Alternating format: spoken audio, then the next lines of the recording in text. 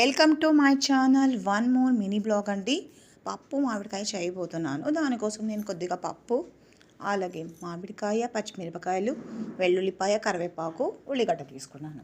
Cooker తీసుకొని దాంట్లో water 1.5 cup అండి. అలాగే పప్పు వేసేసి స్టవ్ మీద పెట్టేయాలి. నెక్స్ట్ వన్ ముక్కలు చేసిన మామిడికాయ ముక్కలు వేసేయాలి. అలాగే నెక్స్ట్ వన్ 2 రెమ్మల కరివేపాకు వేయాలి. అలాగే చాప్ చేసిన ఉల్లిపాయలు కూడా యాడ్ చేసుకోవాలండి. కొద్దిగా వేడయ్యాక పొంగు వచ్చేస్తుంది. ఆ లోపల మనం మూత పెట్టుకుందాం. మూత పెట్టుకొని ఒక 3 విషల్ వేయించుకుందామండి. విషల్ వచ్చేసింది ఆల్రెడీ. ఓకే, మూత తీసి చూద్దాం. ఓకే, బాగానే ఉంది. మనం కలిపేసుకొని ఓకే రెడీ అయ్యింది. ఇప్పుడు మనం తాలింపు పెట్టుకుందామండి.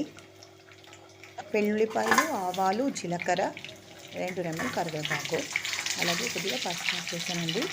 ఇప్పుడేమో పప్పులోకి వెళ్ళి దాంట్లో కారము అలాగే సాల్ట్ కూడా వేస్తున్నాను. కారం అయితే 1.5 స్పూన్ వేసాను. రుచిగా సరిపడా సాల్ట్ యాడ్ చేస్తున్నానండి. 1.5 స్పూన్ అయితే యాడ్ చేసేసాను నేను. నెక్స్ట్ తాలింపు వేసుకుని అందులో వేసేద్దాం.